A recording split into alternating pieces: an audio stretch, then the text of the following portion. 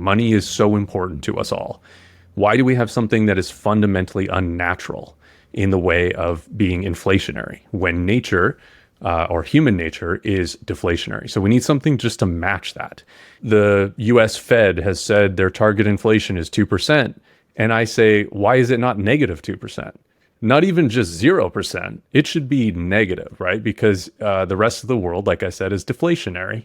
When it's not in line with that, when it's not in line with the natural deflationary side of what technology does, that means that somebody is stealing that percentage. What it is basically is whoever's closest to the new money is stealing that from people that are furthest away from the new money. When I learned all that, I just started swapping out my money for Bitcoin. It's just a no-brainer.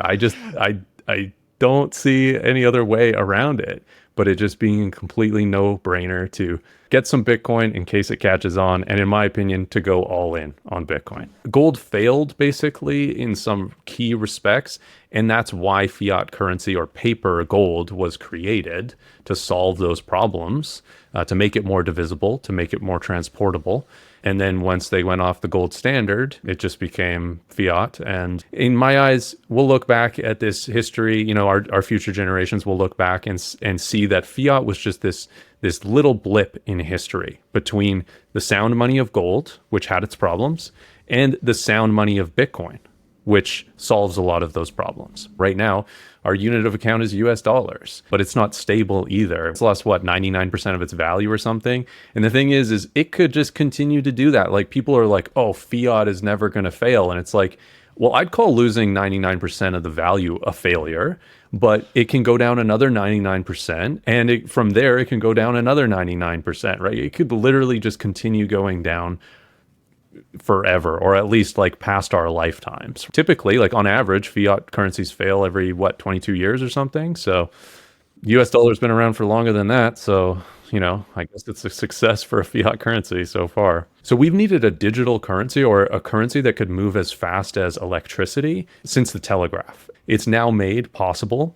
and it's made possible with all of these intricacies that are incredibly intellectually stimulating, like proof of work, difficulty adjustment, supply issuance, supply cap, UTXOs, wallets, cryptography, like all of these intricate things that all work together to create what I believe to be the perfect money, which is Bitcoin. So we all have a way out now, and the debt's gotten worse around the world. We need a way out, in my opinion. The whole system's rigged against you, and it's really rigged against you when you participate in it. And I really think that Bitcoin is like another monetary system that allows you to hold your value and your wealth outside of the system. And that alone has a lot of value. And that's why a lot of adoption is happening. And that's why number go up technology. It is a fixed money. It's money that actually works properly, and it's fair. It's deflationary. And I think that when we actually look at a lot of the problems in the world, they kind of end up being caused, like the initial causation of them is from money being broken. You can look as simple as like the overconsumption of goods. Like there's like a rampant consumption that we have as a society, in developed worlds.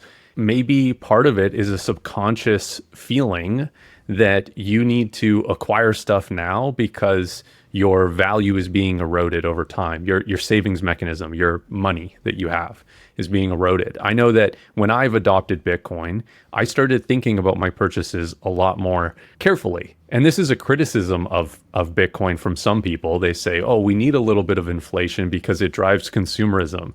And I just think, why do we need consumerism? And that kind of comes back to like, my favorite thing about Bitcoin is really that it helps the people the most, because we've been disenfranchised by the money printer. I've had a very different, weird life, I guess, but a lot of it has had an undercurrent of wanting to change things, protesting against stuff, wanting a different world, a better world. And when I found Bitcoin and started to understand actually how it was, I was like, oh, this is the thing that if we get some serious adoption, if this becomes what I think it has the potential to become, which is the base layer monetary system, then that will actually change all these things that I really care about. we've never seen a max supply anything ever in existence. Other cryptocurrencies can say they have a max supply, but they actually don't really.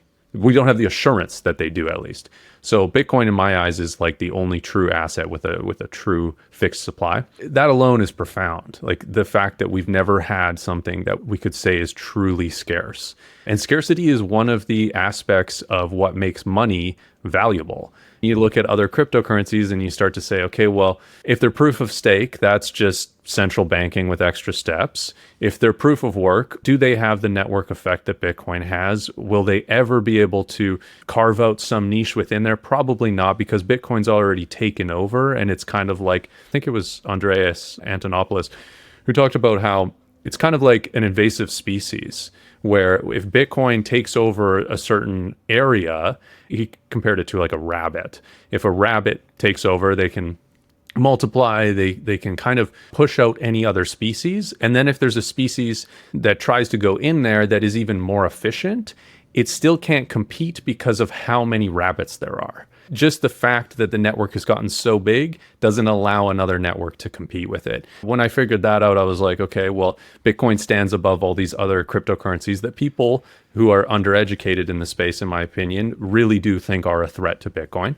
Then the other risk to Bitcoin is global monetary responsibility, shutting off the money printer and getting back to some sort of sound money standard, or being responsible with spending as far as governments and central banks and all these people that benefit from it. And I just immediately was like, okay, well, that's not a risk, because we have history to prove that if you have a money printer, you're going to print money.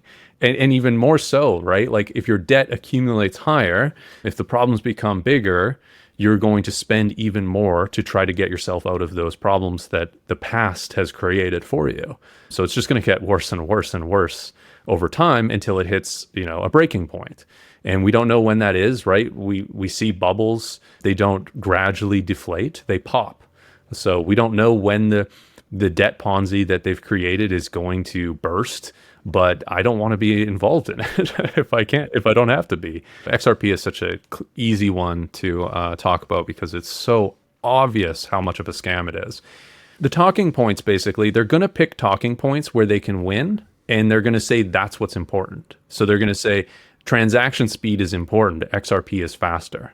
Well, actually, when you look at money, security is actually the most important thing. Really, it comes down to studying money. You start to understand that Bitcoin is better money than all of these things because of the decentralized nature of it is a big part of it.